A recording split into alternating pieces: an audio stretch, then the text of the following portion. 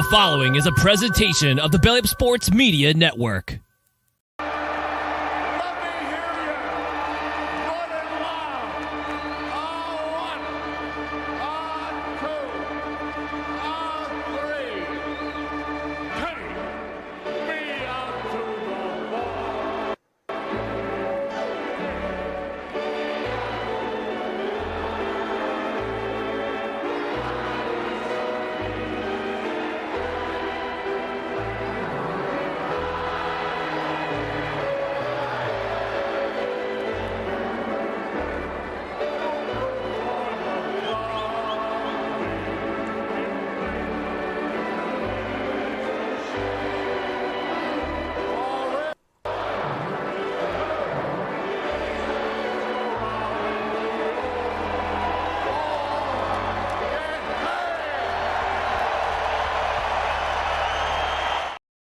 And good evening, everybody. Indeed, it is time for baseball talk at its finest here on Belly Up Sports. We welcome you to the Belly Up Sports divisional review show or preview show, however you want to call it.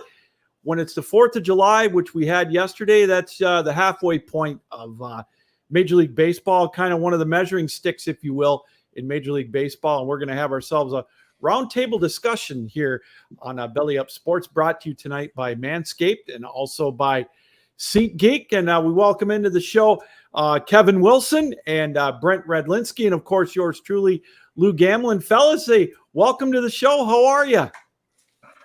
I don't know about up there in the northern parts, but it's hot down here.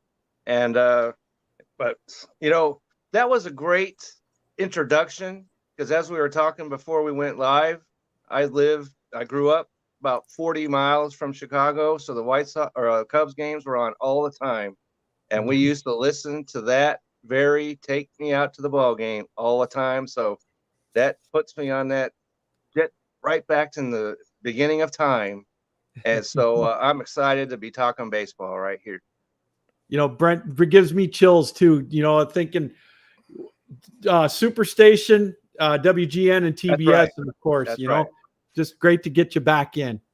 No, it's 100% right. You listen to the great Harry Carey and everything else. You remember those days? We'll listen to that, and no matter how old or young you are, everybody knows who Harry Carey. Taking to the ball game, WGN, WTBS, up here in Canada. That was one of the two staples. No matter what cable you had, you definitely you had the Atlanta Braves. You had the Chicago Cubs, and so there's a faction of people that's all they know about baseball, and it brought people in. So I think it's a great thing that was brought around. Good job, Lou. Oh, thank you. And you know, one of the things I remember when he used to do the White Sox games before he went across town, my favorite thing was when they'd play the Yankees, and if the Yankees were ahead at the end of the inning, he'd always say, "The damn Yankees 3." And the White Sox, nothing. Oh, it used to crack me up every time. What we're going to do, guys, tonight, we're going to run through the divisions and, make some predictions, observations, or whatever. Talk a little trade deadline stuff and, see who we think are going to be the pretenders coming down the stretch. Just have some fun with it. And Kevin, I want to start with you with the American League West. We got a talent, probably a generational talent, and Shohei Ohtani. He's going to be commanding big bucks at the end of the year. Will he be an Angel in August? Who knows? But he got hurt last night. It was just a blister, not as bad as what's going to be happening with Mike Trout. But Shohei Ohtani is taking the world by storm, man, and trying to help keep the Angels relevant. Yeah, he sure is. And when you look back at the month of June, I don't think there's ever been a more dominant month by a player, maybe ever. Mm-hmm. And so he just went absolutely crazy, hitting home runs, 2 home runs, and then he just gone crazy. And they're getting every bang for their buck out of him. He is a player that no one's ever seen. They like to talk about the Babe. But, they leave out the fact that the Babe had his cigars and, whatever else that he had in his dugout. And so there's never been an athlete, I don't think ever, in any sport that measures up to Shohei Ohtani and what he's doing right now. Hopefully this blister is not a big deal, and he can continue to play like he has, because he's must-see TV. Brent, I go to your Yankees and I go to Aaron Judge. He had such a phenomenal year last year, setting a record that stood for a long time. And it's and you got him and Shohei, and now the trade winds are starting to perk up a little bit. I saw something yesterday where they said the Yankees are going to really try to pursue Shohei. What do you think? I don't think it's maybe in the George years, 10, 15 years ago, that might have happened, Lou. But now that this Yankees team isn't as good as Yankees fans would like to be, I think going out and spending a lot of money and losing some draft capital and losing some prospects. I know like prospects are cool, but championships are cooler. And the Yankees, nor the California Anaheim Angels. Sorry, I always say California Angels. You can say my that. age. Shows our age a little bit, I yeah, guess. They changed their name. What? It's one of those things. Years or so. I don't think that Ohtani would be a short-term deal for a team like the Yankees. I think that Mr. Steinbrenner is. I don't want to say a little smarter than that, because he's done some ridiculous things, but I don't know what Ohtani could possibly do for that Yankees team, because they're just not good enough to go out and get that guy. Yes, he's a generational talent. He's the kind of guy who would change around a team a lot, but in a short period of time, is he that kind of guy who could do something? And at the end of the day, that's a lot of money to be spending that they don't normally spend anymore. Is Ohtani the guy for a lot of teams? Yeah. Is he the guy for the Yankees? I don't think so. I don't want to. I personally don't want to mortgage the future for the Yankees. Yes, you want to win more championships as a fan, but I don't think he's the kind of guy you want for 2.5 months, and then what? Yeah. You know what I mean? Like, so I don't think that the Yankees are that close.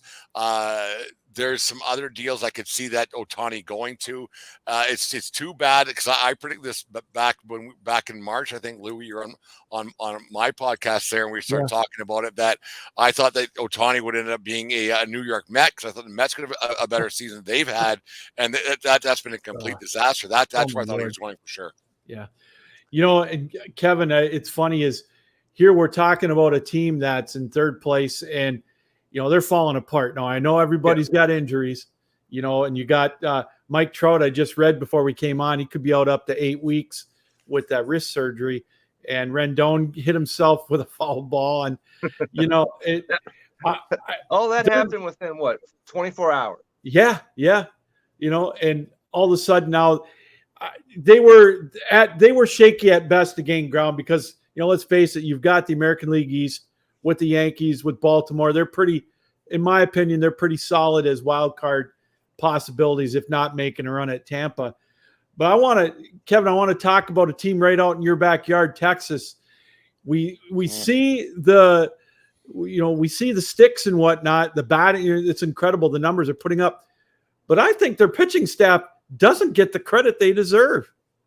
No, it sure doesn't, especially after Jacob deGrom, which should surprise no one. Yeah, pitched 5 games, whatever it was, and so he's gone for the season now.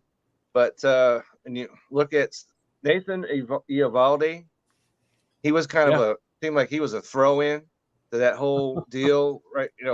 Well, okay, we'll go ahead and sign you, but he right now, there's a jumbled mess at the top when it comes to Cy Youngs and stuff like that. But Nathan Eovaldi's got to be in that discussion.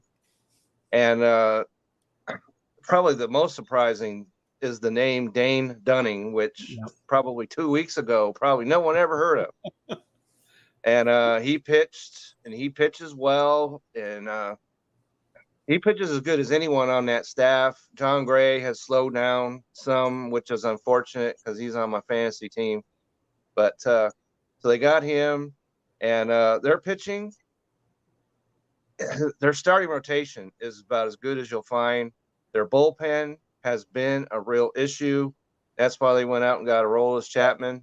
Yeah. And he came out and pretty much blew the doors off of I wouldn't Houston. hold your breath on that one. That's just the old Yankee fan talking about one of those things. There's no eggs going in that basket right now. But their bullpen, they're going to have to do something about that bullpen, because the other day against the Astros, they score 11 runs and lost.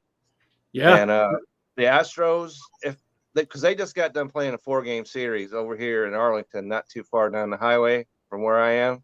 Mm-hmm. And they could have put a real hurt on the Astros, but Houston won 3 out of 4, which is why I'm wearing my Astros jersey right now. So hopefully that might be fighting words for the Ranger fans around here, but they're 3 games back now, the Astros. And so this is shaping up to be a great race. And I think Texas is in it for the long haul.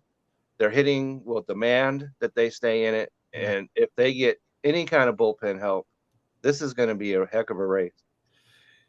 Brent, I got to ask you, is the word Houston still a dirty word for the Bronx Bomber fans? Lou, I've forgiven, but I'll never forget. It's one of those things. It's I think it's an old Whitney Houston song or something from the 80s. I think one of those deals. And so I can't believe that this is on me being a Dodger guy, but I never really had that big an issue with that whole, because every team was cheating, because let's face it, they were banging trash cans and nobody else heard that besides the Astros. Give me a break with that, because every other team was cheating. They were doing something. That's why nobody turned them in until the ex-Astro, left, and he went ahead and threw out the garbage. I agree with you, Kevin, a little bit, but just the way they went about it and everything else. The way, I think, to me, the way it went about it was the way that Major League Baseball handled that. Is that they gave the players carte blanche and said, absolutely, and throw the GM, throw the manager, throw everybody else under the bus. Everybody but the mascot, Orbit, was in trouble. Right, but every player got whatever. Nothing, and I'm not an Altuve guy. And what's the third baseman's name? I can't stand that. Bregman, that smug look he's got on his face all the time. So I think that's more what bothered me, Kevin, was a smug look on Bregman's face, knowing he got away with it. I think that's what bothers me a lot about that whole situation. I certainly understand that whole reaction to that, because the players themselves it was like a big middle finger to everybody involved and all that. So, but the baseball let them get away with it. Yeah, no, it's crazy to think it's been 6 years now. Since it all went down. Yeah, and the other thing, that I really can't be upset that much with, because even though they had that, the Dodgers had Game 7 in their own stadium, which trash cans had nothing to do with whatsoever, and they did not win the game. Yeah. Speaking of Dodgers in the NL West, let's bring in Jared Klim from the Corner Booth podcast. Jared, welcome to the show. How are you, my friend? Well, pleasure to be here, guys. I appreciate the patience. Connecticut traffic is just the worst. So it's literally a commuter state for a reason. I literally could go 4 feet and hit traffic. I don't know what it is in the state. They've been building a bridge down the street from my house for 5 years now, and it's been done for 6 months, and yet there's still road work on it. I don't know how engineering works in that aspect, but I'm guessing I'm missing something, but I'm happy I made it in under 15 minutes late. Still my college standards. I'm on time. So hey, there you go. We welcome you here. It's like, we'll get to you with the National League West teams, and that's just like the Dodgers late arriving crowd. You fit right into their MO. Don't compare me to anything associated with LA. Oh God. Well. It's like comparing Brent to Jared, anything with the Red Sox. I'm wearing my Dodgers jersey right now to help, welcome you to the show. Oh, Kevin, that's disgusting. I knew you were coming, but since I'm talking about the AL West, I went ahead and represented the AL West. But I can stand toe to toe with anyone if you want to get into about the Dodgers. But listen, maybe we'll do that later. Hey, listen, when they were in Brooklyn, I love the whole Brooklyn Dodgers history. Then they sold out, went to the city of hell, and now that's what happens. Well, we won't spend a whole lot of time on the Oakland A's because they're who knows where they're going to be next year. Them again in this entire show. especially beating my Tigers 5-0 right now, and that's brutal. So Yes, it is. Do you guys, Kevin, you talked about maybe going after a closer, that being Texas. I look at Houston and, with their pitching staff again, doing well. I mean, do you see them possibly doing anything at the deadline? They might need to do something. Christian Javier, even though he's 7-1 on the season, has been absolutely awful of late. And so they're going to need to shore that up. Framber Valdez, he's their ace, and he's a deserved ace. But their pitching staff has not been Astro-like, if you will. And so I think that they're going to need to do something to help that their team, their pitching, and their offense. Especially in that ballpark, has not been what you would expect it to be. And a certain first baseman that came over from the White Sox has been absolutely nightmarish.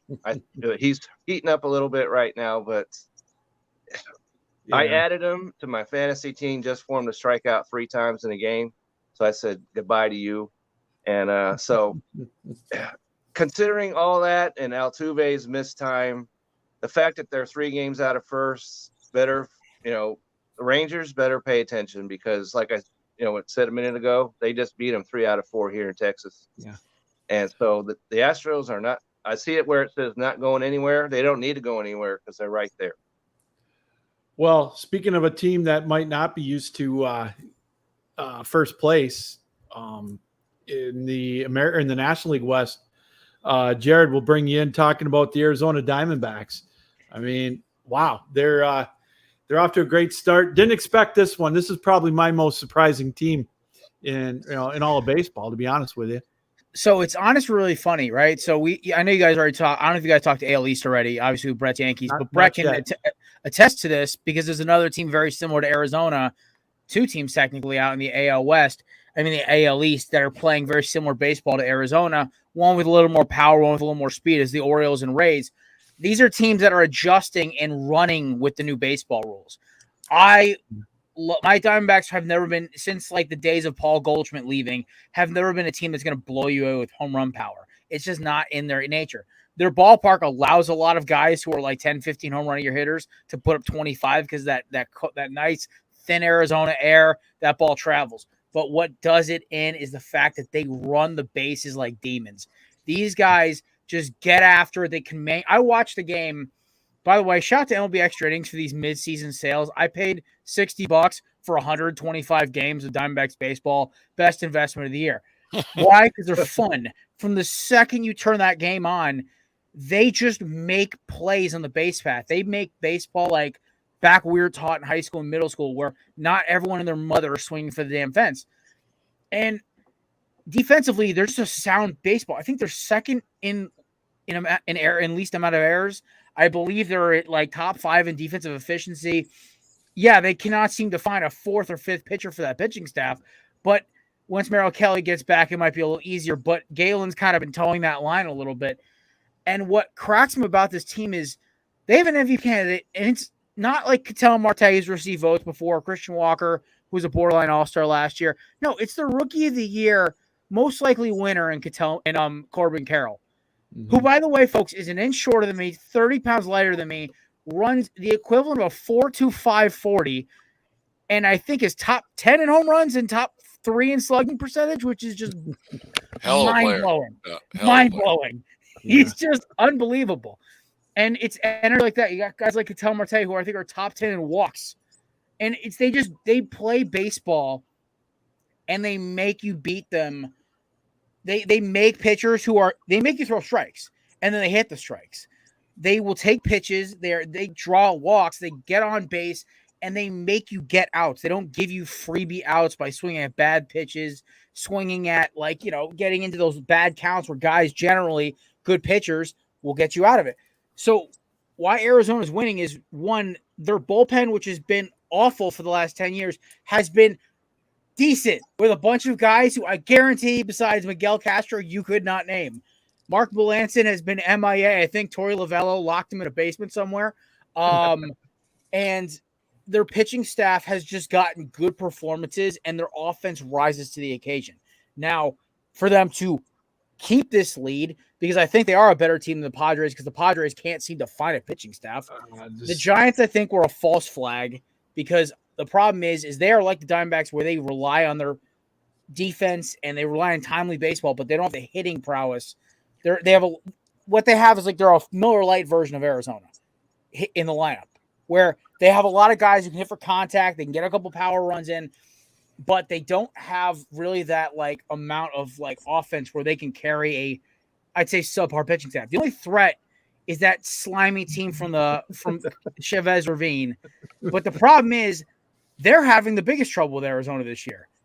Because once Arizona figured out how to play baseball, I think they took about 6 or 10 wins already from LA this year. We don't play them again until August.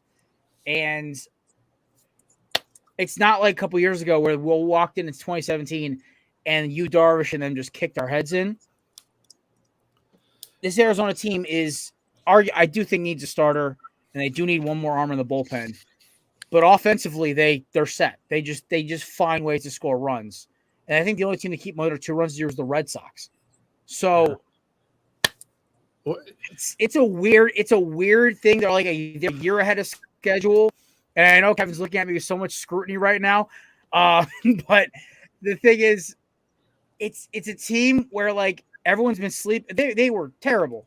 But towards the end of last year, I kept seeing I'm like, okay, these guys just keep playing. And then they made the biggest trade the offseason nobody talked about, getting Loris Gurriel Jr., who's now an all-star, and Gabby Moreno, one of the highest hitting catchers in baseball, I think average-wise. I think he's top 10 in hitting catchers. They're not missing where they usually miss. And I think that's the difference this year.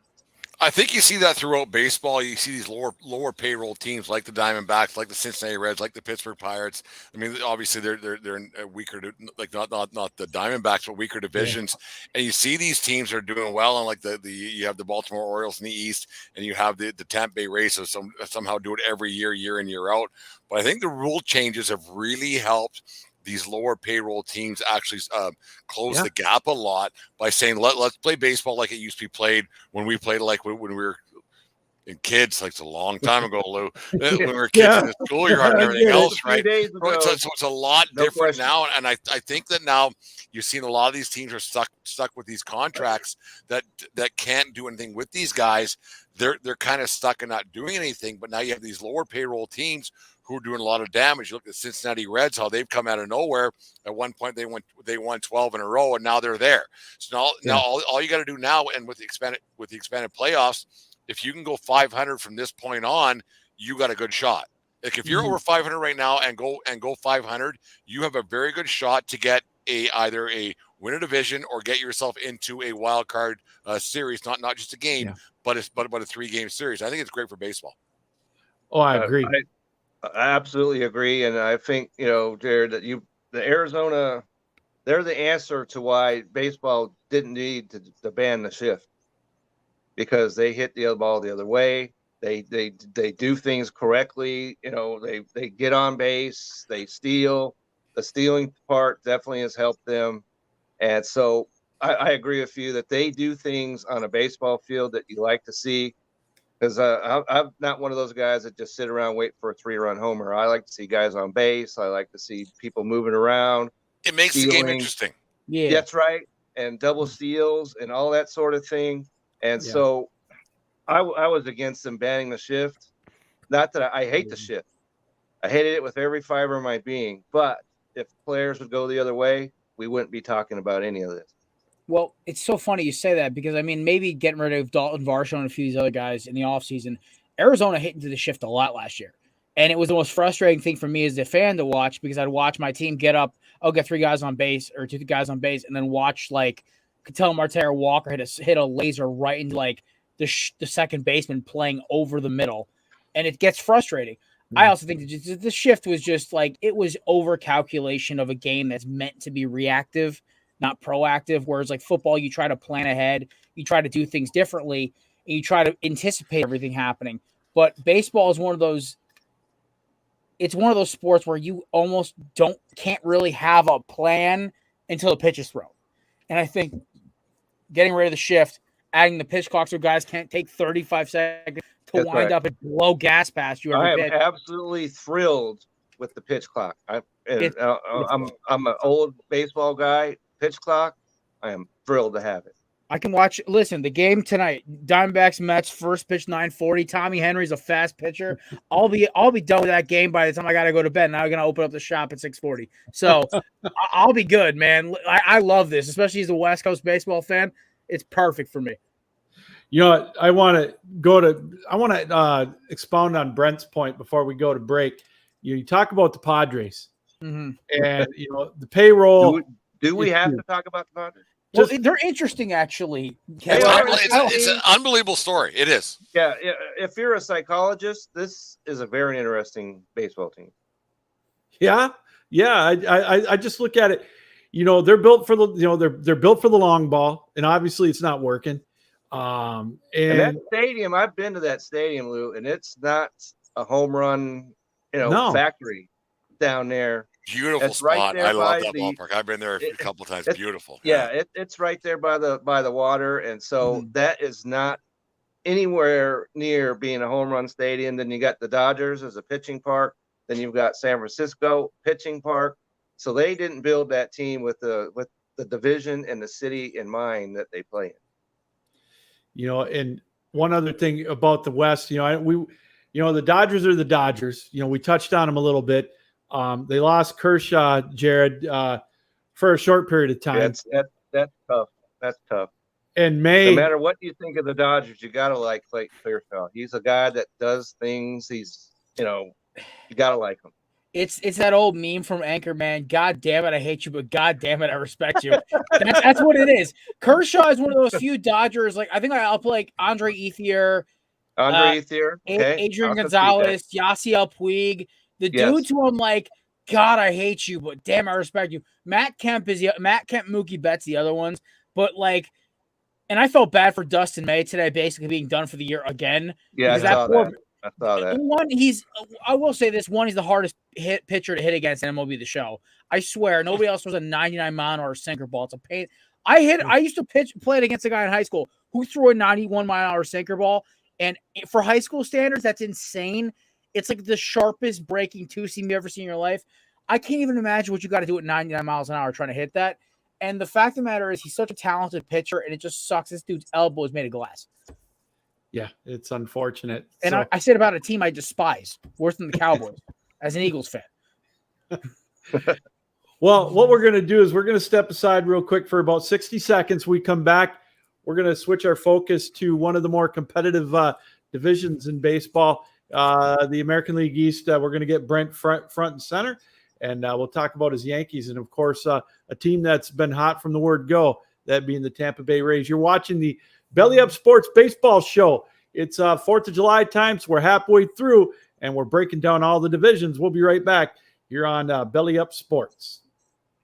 Spring has sprung, and our friends at Manscaped have the best tools for some spring cleaning. They've already helped you tidy up all the nooks and crannies of your body's basement. But this year, Manscaped can help you get the perfect presentation on that beautiful face with the new Beard Hedger Pro Kit. Make sure you look your best this spring by using code BELLY20 to get 20% off and free shipping at manscaped.com. So tame your mane with the Beard Hedger Pro Kit. The sun is peeking back out, which means you'll have to show your face in the daylight again. So use the kit to make sure your scruff looks award-winning, whether you have glorious beard flow or some smooth, sleek cheeks. Save 20% off and free shipping with the code BELLY20 at manscaped.com. That's 20% off and free shipping with the code BELLY20 at manscaped.com. Focus on the face and use the Beard Hedger Pro Kit for the cleanest look in the game. And welcome back, everybody, to the Belly Up Super Show here on bellyupsports.com. And, of course, another sponsor of the show is SeatGeek. If you're looking to go to that ball game, I don't know if you want to go watch the Astros take on the Rockies tomorrow, or if you want to go watch my Tigers take on the Oakland A's or whomever, make sure to go to SeatGeek and use the promo code BELLYUP, and you'll get $20 off your first purchase. That is SeatGeek here, one of our sponsors here on bellyupsports.com.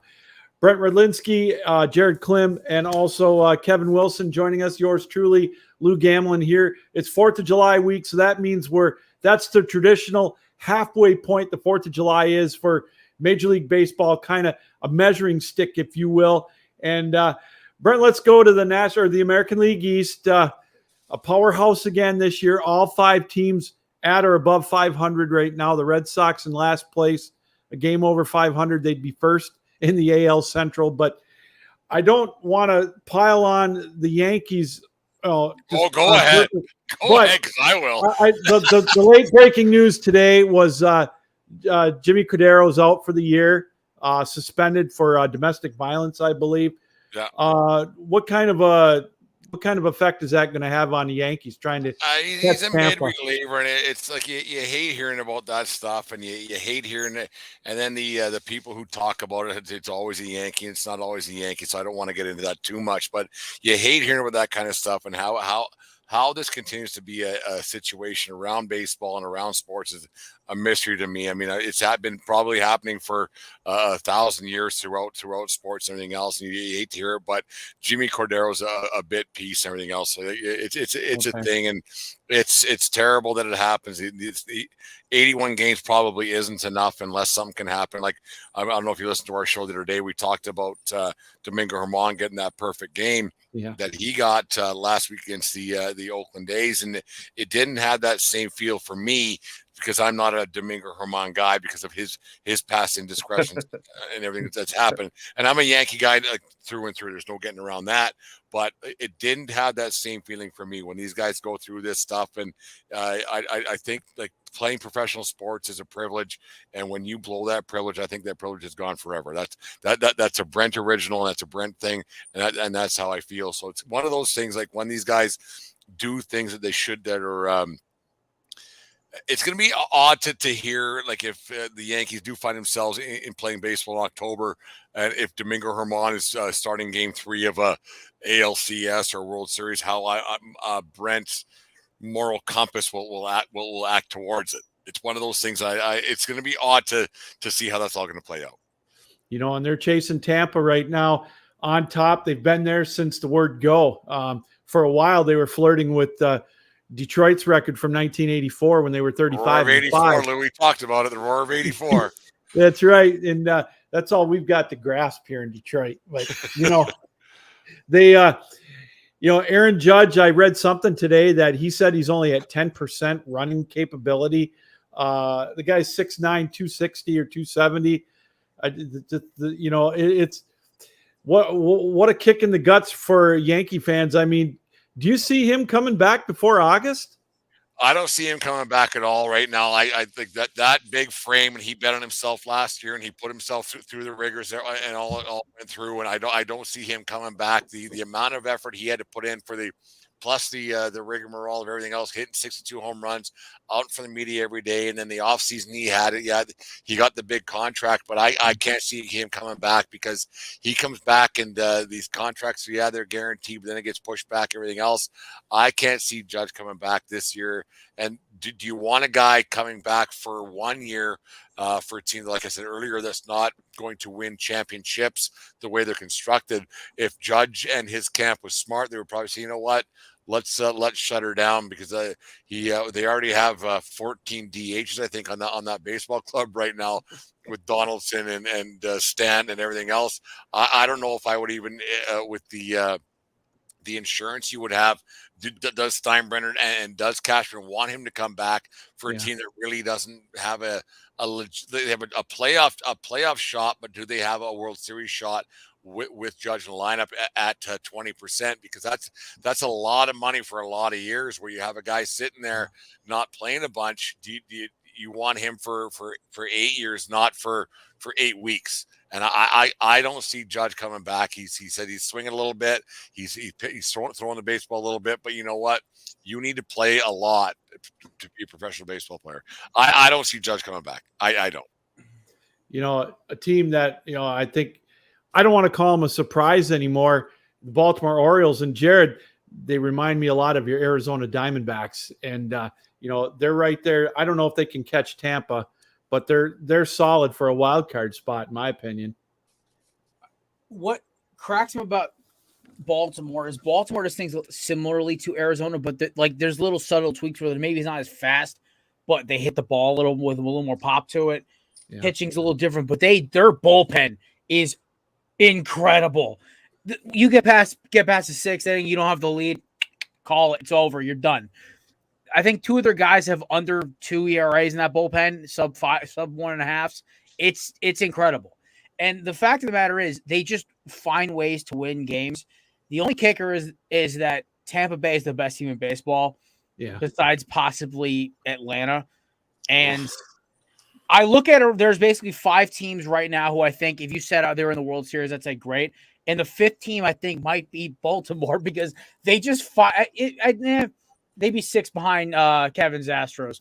But I look, it's weird to me. The other 5 teams in that lineup are Atlanta, Tampa, Arizona, Texas, and Baltimore.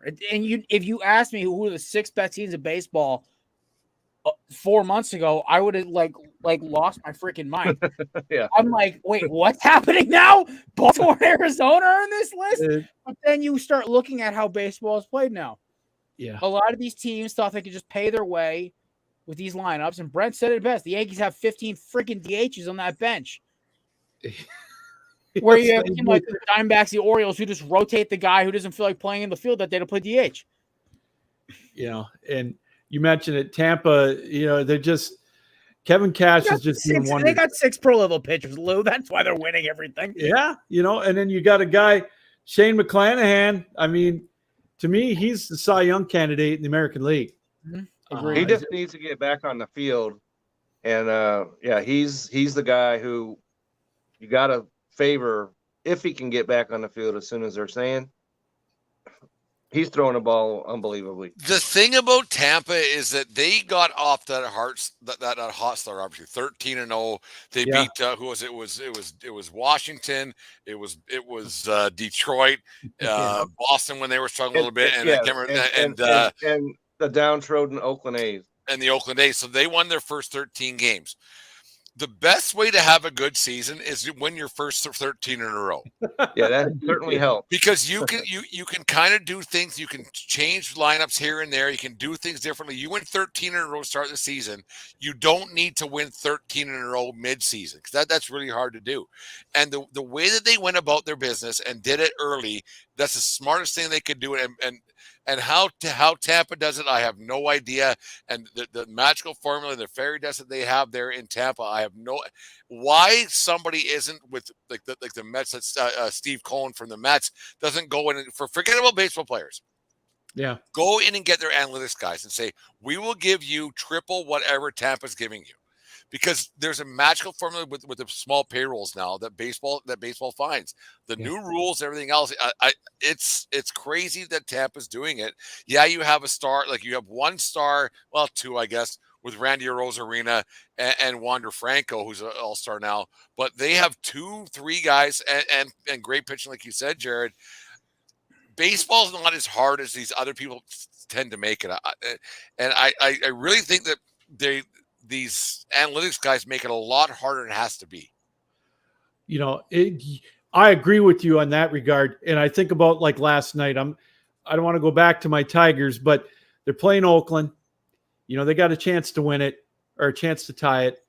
And in the 10th inning, when you got a runner on second and you try in no way try to advance the runner over to third, it's not analytics. You try to get the big hit. You try to get that's just solid baseball. It is. And a lot of teams don't do it. And it just it drives me crap crazy. And Lou, that's the kind of thing is I try and, teach my wife, some of the intricacies, whatever that word is of the game. And I was telling her about how if the guy's on second and nobody out and he doesn't make it to third, that's a failure of the highest order. You as a batter need to move that guy over to third base. And there's a lot of, players that just won't change their attack at the plate based on the situation. And of course, Tampa is not one of those teams. They play solid ball. And I would say, Vince and I have our baseball show, and I said because it was saying that, well, Tampa's not going to make the playoffs. Well, if you're betting that Tampa's not going to make the playoffs, you better stay out of Vegas because that's not a solid bet at all. Send the money here. I'll take it. That's I'll right. take it. That's right. And give it to me. I'll put it down on Tampa. No problem whatsoever. Brent, you and I have talked on your show about Toronto. It seems like they're a team that's willing to break out every year. Are they underachieving this year? Or are they just the victims of being in the wrong division? You hate to put it on one guy, and you hate to put a season on one person, but if Alek Manoah has himself an 8-2 start instead of a 2-8 start, and does whatever he's got to do, that's 6 more wins. That's 6 more wins than they have right now, because because he was their opening day guy. And like I said, baseball's a team sport built on individualistic skills, right? And you have Manoah starting off, and he ended up in the softball quad league down in Florida there, whatever it was, and it's not good. And they have a record of 46-40. If he is just okay, not as bad as he was, Toronto is probably ahead in the standings of Baltimore right now. But he had such a bad start, and it's one of those things. Like, the entire season is actually on that one guy's shoulders, and it's a horrible thing to say. What do you see happening, Brent, when he comes back on Friday? Well, he's coming back on Friday. He's facing lose Detroit Tigers, and who knows what could happen. It might be a good start to have for Manoah to get in there, but I don't think, because as bad as it went for him in that Florida league, and then he had to start in Double-A on Monday night. I think the guy's broke between the ears. Personally, it's not a it's broke between the ears. There's the yips, the whole bit. The pitch clock might have got to him a little bit. I don't know. I just think that there's something wrong there, and because you don't lose your skill, you lose your confidence. And like, he was so, like, you remember last year in the All-Star game, he had the earbuds in, and he was talking about punchies the whole bit, and he was great. And then this year he's been. He would have to get better to be terrible. Is how bad he's been, and you just wonder how it's gone. And Toronto and Vladdy Guerrero hasn't been great at all. Like, he got an All-Star thing, but Bichette's been their best player. Toronto's good, but they're not good enough. I don't know what it is. They're the anti Brent. When you say they're the anti-Arizona, because they're a team that wants to hit that 3-run home run. Yeah. And they're the team that's not moving around. And they don't have that pitcher they can go and just say, all right, go get us a dub. We need to stop this losing streak. They don't really have that. Yeah. Like, their middle guys, I'm not going to spend much time on this division, but it's mine. But I want to bring up a couple of facts on the AL Central. Okay, bring it. Bring it. This will be the shortest statement podcast history right here. Carlos Correa is leading the Twins with a .227 batting average, and they're in first place. And they're 43-42 as of 8 o'clock tonight, Eastern time. What an indictment of that entire division. Have you ever thought you would ever see something like that? I've Detroit. It is funny because some of the media still thinks that they've got a shot. But here's the thing, guys, that scares me. 2006, a team from St. Louis won, 84 games? 86 That's right. I games? remember that, and they went on to the World Series. And they beat my Detroit Tigers, who steamrolled through the playoffs. And the Twins, or you get Tito, the coach of the Guardians, he gets them playing some ball here in August and September. They could win 83 games and get in and make some noise. And it's crazy. I've never seen a division so bad in recent memory, and if not, in my lifetime watching baseball, and it's over 50 years. You would think that their division is so terrible we're all speechless. Somebody could cannibalize their own division, and take it's control bad. Of that. And so we won't spend a lot of time on that. The thing is, Lewis, like last year, the Cleveland Guardians, Indians, whatever you want to call them, the Guardians, obviously, they put a scare in the Yankees in the first round of playoffs. And you get some pitching, and all you got to do is win 3 games. Yeah. That's all you got to Winning do. 3 games, like winning 3 games in August happens all the time. Winning 3 games in July happens all the time. There's sweeps that happen all the time on a weekend series. The Oakland days, a blind squirrel finds a nut. Yeah. It can happen. And so if you can set up your pitching staff and find a division and find something that you can get yourself into a playoff race, winning 81 games, nobody cares how many games you win in September. They care how many games you win in October. And maybe the like it's going to be a slugfest in the American League East to get into the playoffs and get that wild card spot. If you end up at the winning your division with at 81 and 81, who cares? That's right. We won a division. Well, they don't ask how, they ask how many. The AL exactly. The Seattle Seahawks had a losing record and won their division and won a playoff game. The AL Central is last year's NFC South. There you go. They're going to get in, get stomped by whatever the second best team from the East. We can say the same thing about the NL Central.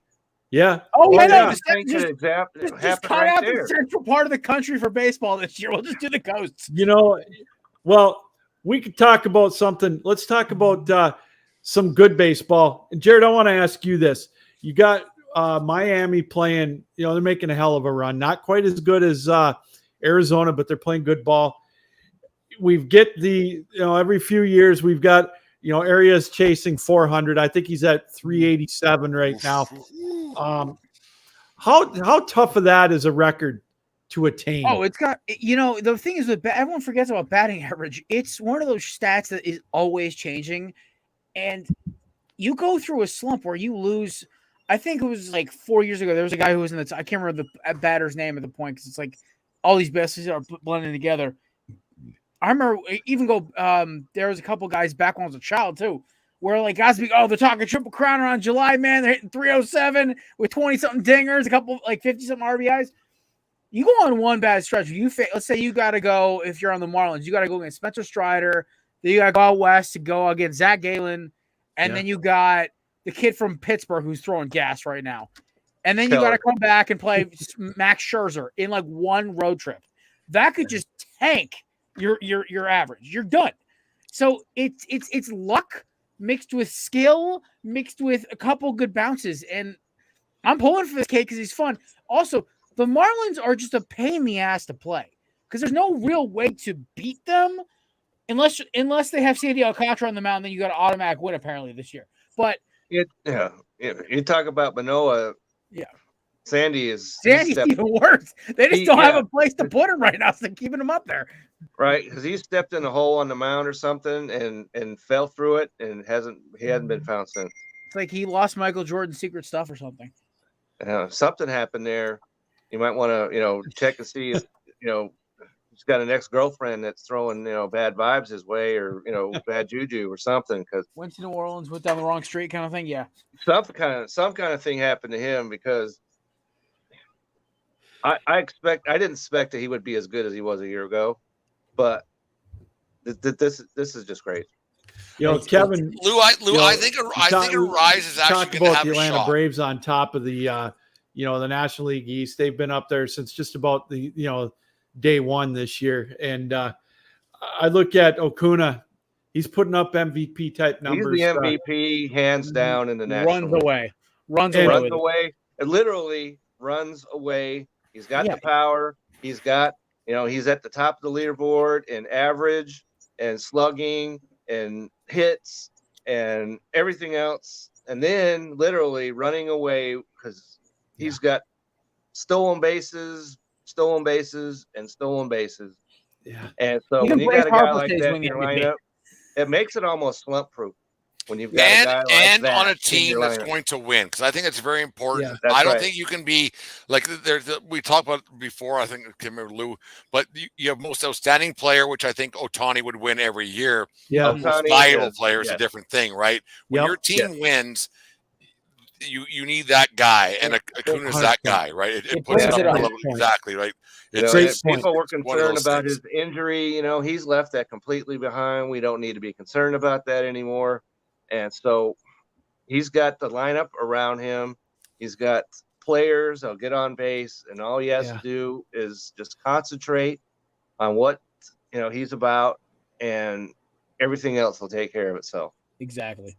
And the crazy thing about the AL East, I thought the AL East was going to be the most competitive division in baseball this year. I was like, oh, great. So basically, you're looking at the Marlins, who might be a 500 team, are going to get absolutely railroaded by everyone else in that division. But you got the best payroll in baseball shooting 10 games below 500 right now, fellas.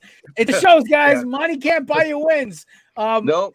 And that's something that the Yankees have proven year after year after year after year. But the Yankees, see, Kevin, the kicker is with that low blow to Brent right there is that the Yankees have won 27 titles doing that. That's true. The only kicker is the Mets tried to microwave it. Jared, if you think about this, when they were a power team in the 90s, it wasn't because they were spending money. It's because they had the players that they brought up out of their own. It's a balance. System. It's a balance. That's right. It is a balance. Thing. And so adding the Paul O'Neills to the Derek Jeters, adding right. And we don't get into it. So look at the Yankee show by any means, but you're Braves. They went and got Ozuna, and they went and got what's his face? Crap, I can't think of the guy's name right now. But they went and got guys for that lineup to beat God's least favorite team, the Dodgers. Okay, no problem. We'll just add Olsen. Yeah, right? Exactly. We're gonna go, hey, we're gonna lose Freddie Freeman because his agent's a scumbag. Let's go get him. Yeah, exactly. Yeah, so they go get Olsen. They've got Austin Riley, Albies, Mike Harris. The list just goes on. They just don't miss. And Orlando Arcia, which I would argue, how is he the starter in the National League All-Star game? But Atlanta has him. All right, bear with me. Tinfoil hat time, quick. Right, the Astros are the modern architects of the new age of baseball. They built their team from suffering through the draft for years.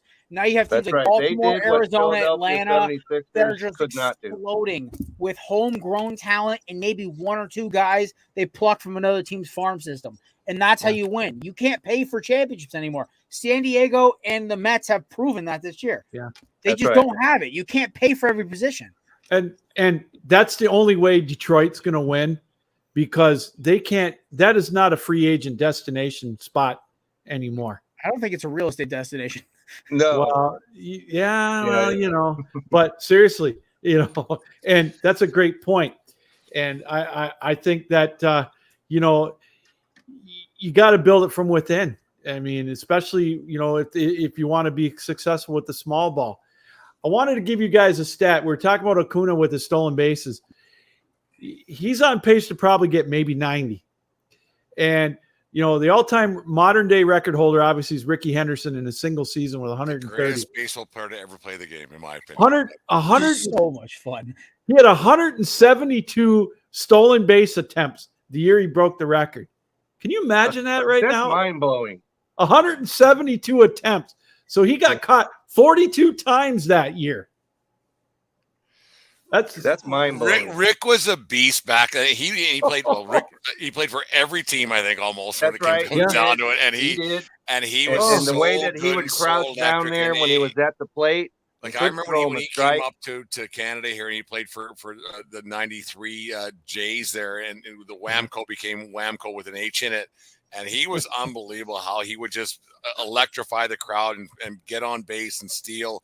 And like I'm not a big money ball guy. I'm not a big Oakland days, but back in the Billy Bean thing, back in the 90s there, the early 2000s. But getting it turns out, you know what? Getting on base works. Getting on base works. And we're seeing the most underrated stat in baseball. And we're seeing that a lot more in baseball now. How all right, guys, I got a question. And moving, it helps a lot. And why that's not a thing anymore, I don't understand that. You got the Mets. They're floundering. What are they? 19 games out of first place. They're 9 to 10 games under 500. 18, and the most amazing thing about them is they have a -9, point differential, run differential. Miami's at -8, and they're 50-37. Incredible. Hey guys, defense wins championships. They've been doing it for years. It does. Sue, do you see Scherzer and or Verlander finishing out in a new uniform this year? Bold prediction: Scherzer will be starting his career where finishing his career where he started it. That is a tailor-made pitching destination for him. That's not a bad thought, Jared. Yeah, actually, listen, he was That's not a drafted bad by us. thought, We and I traded him also for heard Daniel him Hudson. coming here to Texas, so it'll be interesting to see. Listen, get over Hey, yourself. that's not my Right? rumor, Not everything's Jared. bigger in It's not Texas. mine. I'm not floating that. All right, but Listen, all I'm saying is that Arizona will go get a starter, and they will. And here's the kicker: is they have way too much money for being they're not a mid-market. I love how everyone says that. They have the money to pay what Texas and Houston does. They just don't because their owner's cheap. But the thing is, now he sees, the Diamondbacks smart spending. Smart spending. Smart spending. Yeah. They are ever Smart since the guys made spending and a farm contract, they don't system spend money. will take you far. Yep, 100%. And I look at we haven't really talked a whole lot about the NL Central because they're kind of like the American League Central, but at least they've got a couple of teams with winning records. Do you guys think the Reds can hold up? Yes. Okay. Yes. I think Because they can because of the division that they're in. Okay. Yeah. If they were in the NL East, no. If No. they're in the NL West, no. I Couldn't happen. say the Reds are the Giants, basically, with just more fun, less pitching. That's basically what they are when you talk about team structure and everything else. The Brewers, to me, are the White Sox. Just so much wasted talent. The Brewers So should much be wasted 10 talent. games up in their division right They should have a better record that than my talent that Snakes they right now, but have. they don't. Yeah, so sorry, Vince, if you're watching this, but your Brewers should be 10 up in the NL Central. They've got to be one of the more frustrating teams to watch. I mean, you watch They that do. game yesterday when they got thrown out twice in the 10th and the 11th inning there. They tested Hap's arm twice, and it's just they have blown so many There's opportunities. certain catchers you just don't run on, and Hap's on a hot streak. I don't think he's like top 10 in throwout percentage this year, right? Like he's up there. So it's just the bad decisions, it's bad coaching, it's bad timely mistakes. And then you also have like the Pirates who are playing out of their mind still for not having half the talent they should have, and they're still missing their best player. Yeah. He's out until what, August? At least. Yeah. At least August. And like imagine if they're like 10 games out of first and O'Neal Cruz comes back. Right. Dude, They're 6.5 out now. This division's gonna be nuts, and I'm here for it. I can't wait. Yeah, and this division, you could probably win 85 games and win this division. Oh, and you know, And then And that's the great thing about those two divisions, the AL Central and NL Central, and even the AL East is so tight right now.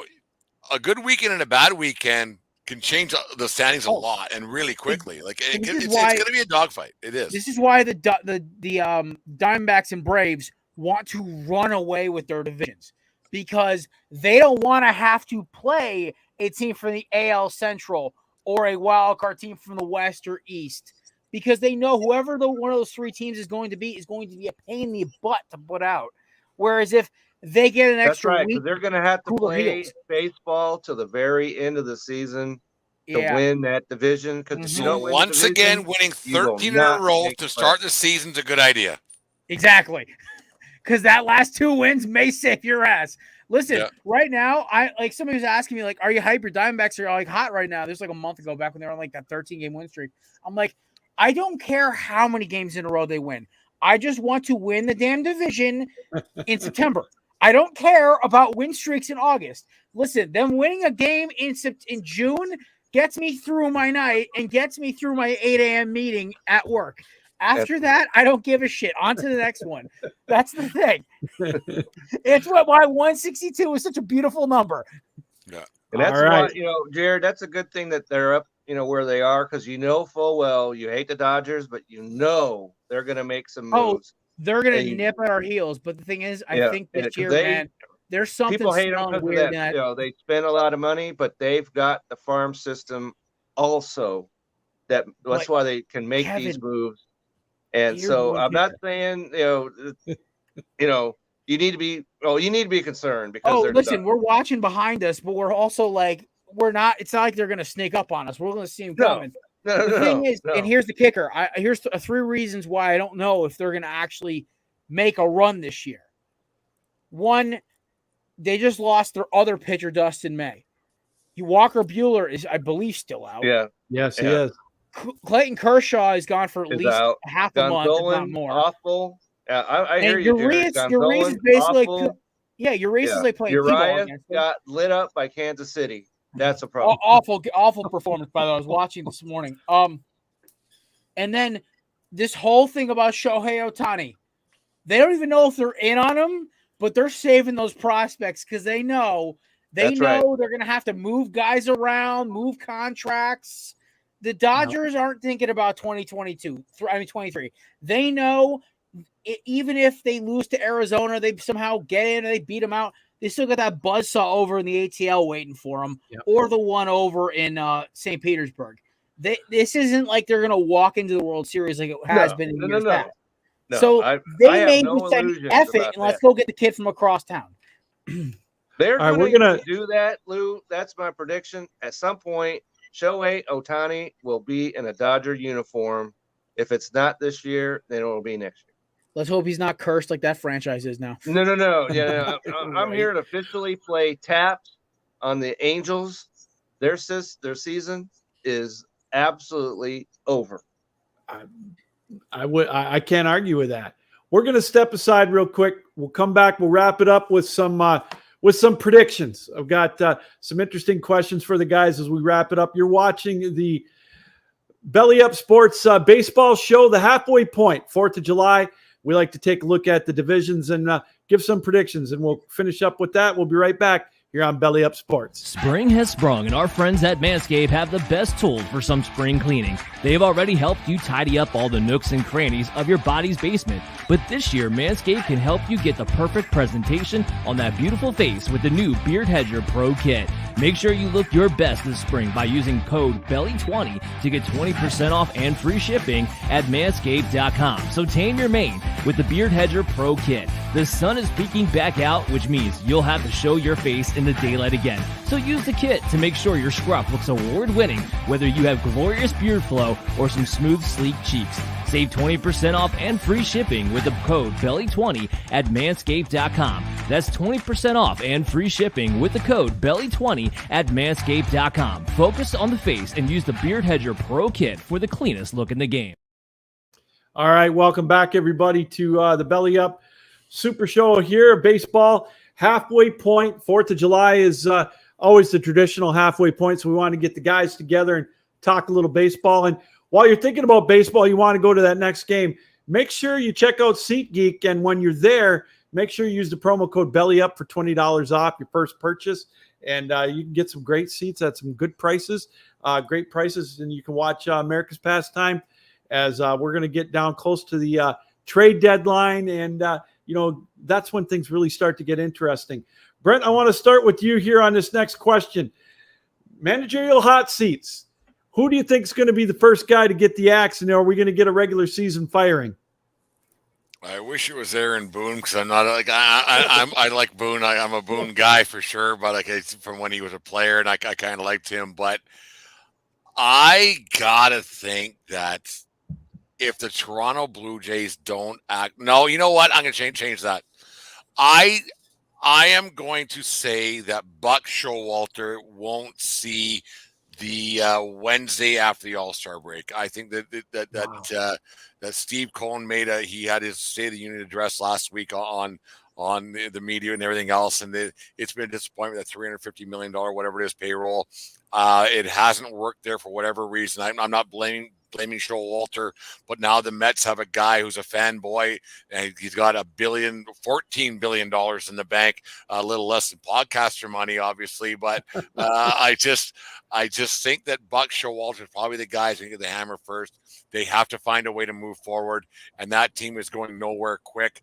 Every move that they've made, whether it be the manager, players, acquisition, we talked earlier about Scherzer and Verlander, it just hasn't worked. Yeah, they lost their closer when they're at the World Baseball Classic, but I think Buck Showalter is probably the first guy to be told that his services are no longer required. Jared, do you see San Diego making a change with the bad start that they've had this year? I think, honestly, they may hold off only because the way their season has started and with the injuries and everything else. Yeah. And San Diego has had a long history of just wait and see. They have the talent. They've paid for the talent.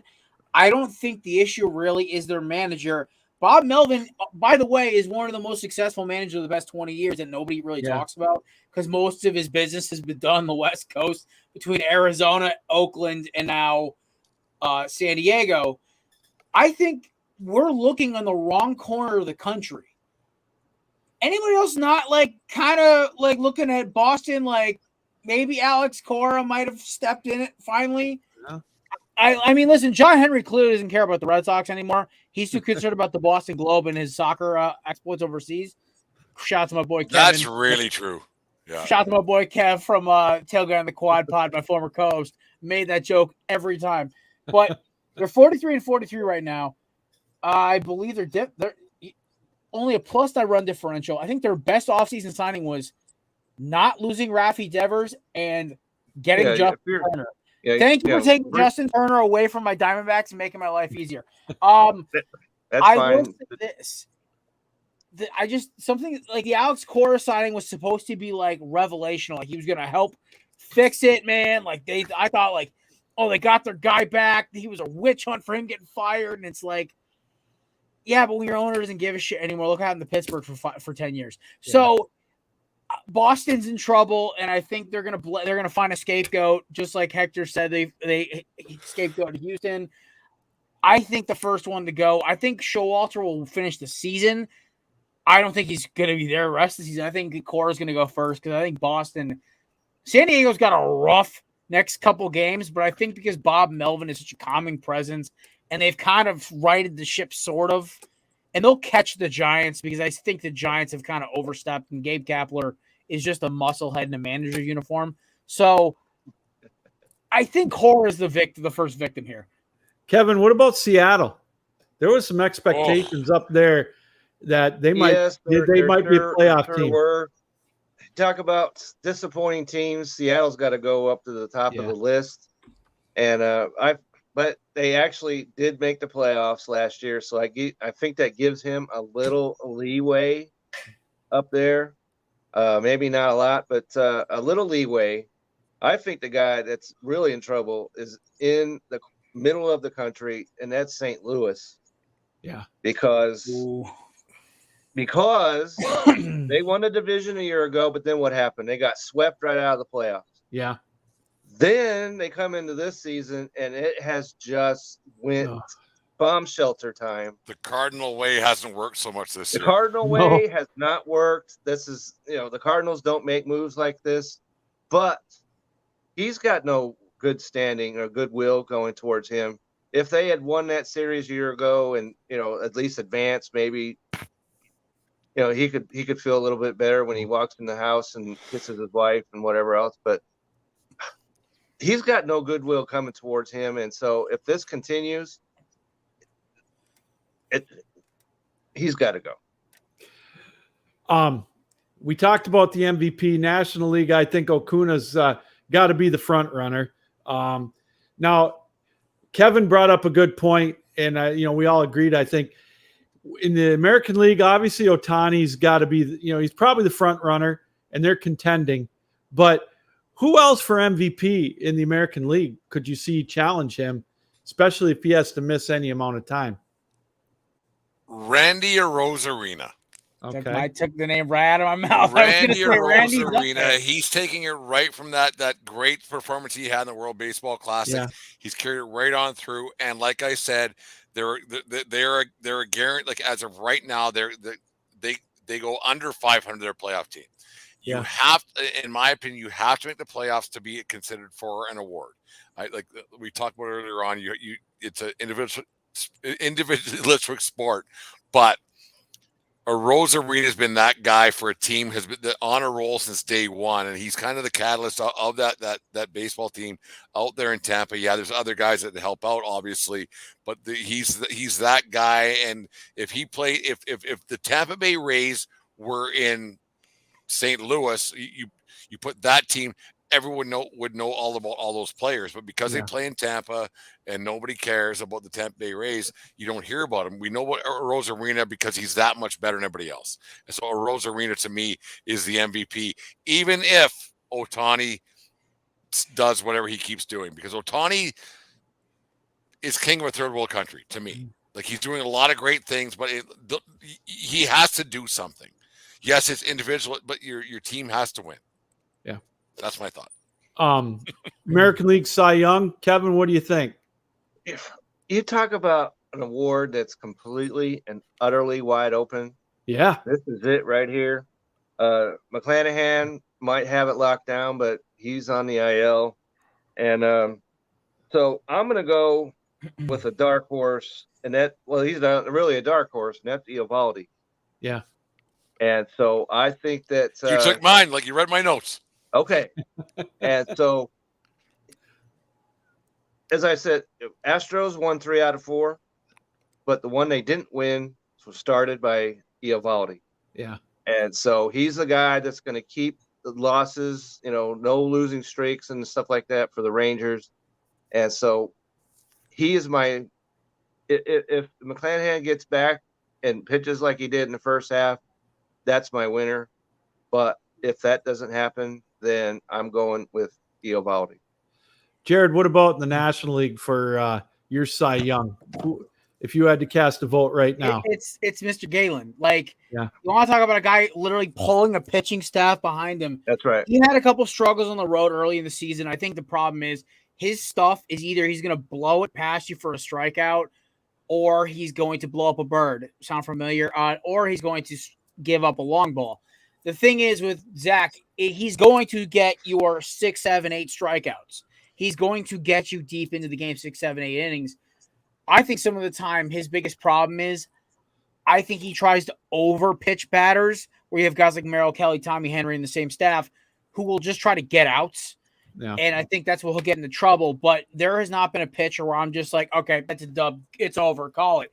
I think the only other guy when I'm looking at pitchers in the National League where I'm like, okay, you know what? When it's all said and done, this guy's right there. I had Spencer Strider for the longest time. I was like, okay, he's right on his tail.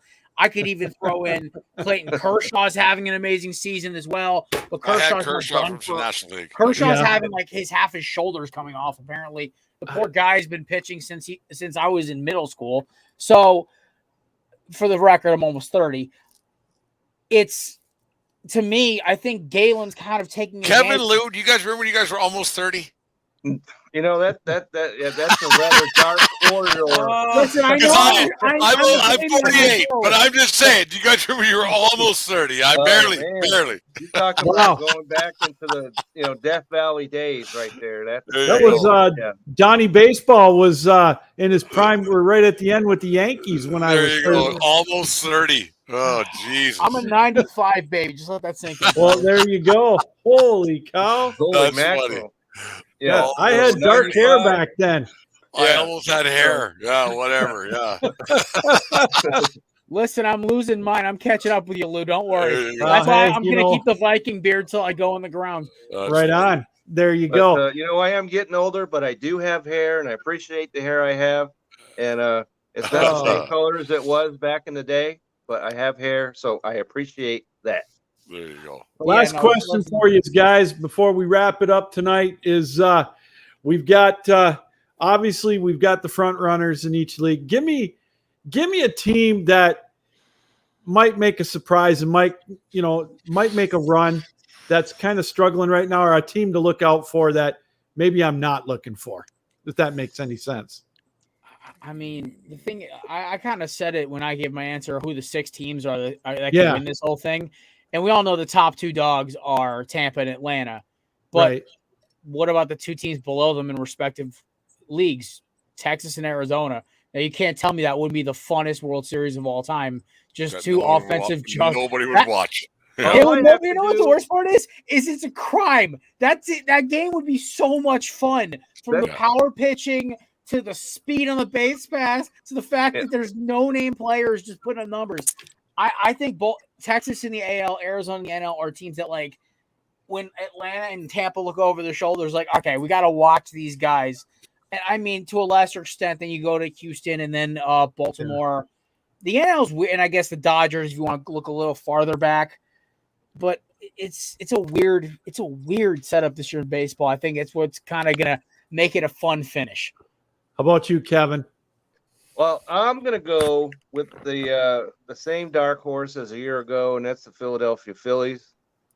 And just because, right? Because they're 6 games above 500, right?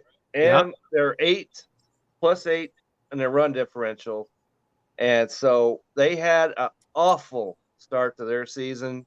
And this sounds eerily familiar to what they did a year ago. And so, once again, all you have to do is make the playoffs.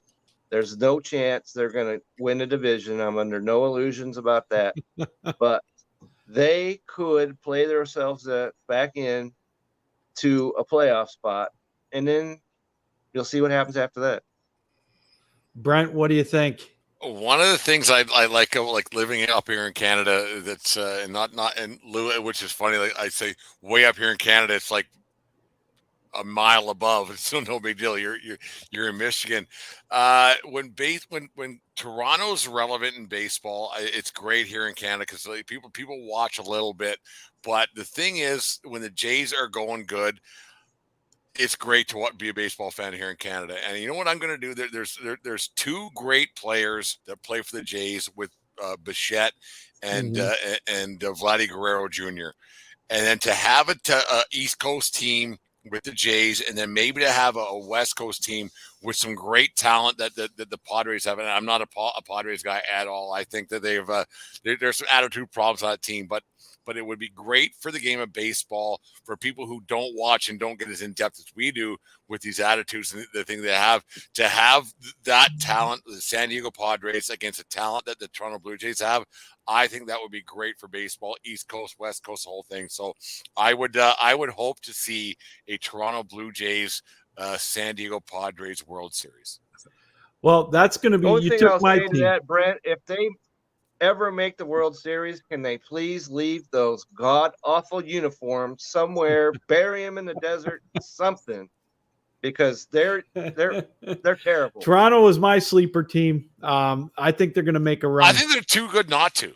Yeah, and I don't know. They're not going to catch Tampa. And to top it off, here it is. Marcus Stroman, because he has an opt-out clause in his contract with the Cubs this year, he's going to go back to the Jays at the deadline. You mark my words. All right. And that one is a Brent original. All right. Okay. There you go. We got it bookmarked right there. That's well, guys, right. this has been fun. 8:20 p.m. Central Time. There you go. Fellas, this has been fun. I appreciate you taking time out tonight here to talk a little baseball. Hey, enjoy the All-Star game. You guys going to watch it next week?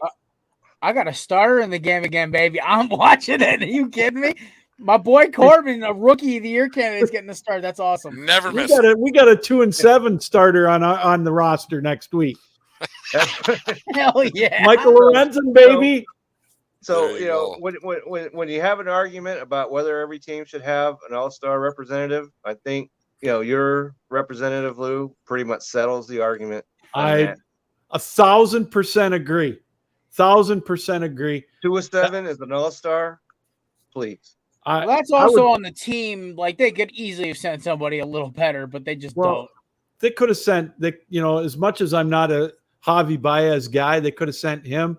Please leave him in the dugout. Well, okay, well then he's not going. They could have. Is his contract the problem? Why we think he's so bad? If he was making $10 million, I got to. Does that make sense? He's a ham and egger. Yeah, and he got benched already once. Might say, okay, he's a good contract for him, but a bad contract for the team. And he's got an opt-out after this year. So let him go ahead and opt out and, get to a ride out of town. I just Tallahassee Tiger Sharks next year. They could have had, and we could spend another 45 minutes on this. They could have had both him and Korea, and now they're both kind of flailing. But it is what it is. Yeah. All right, fellas. Thanks for taking time out tonight. Good luck with your teams the rest of the year.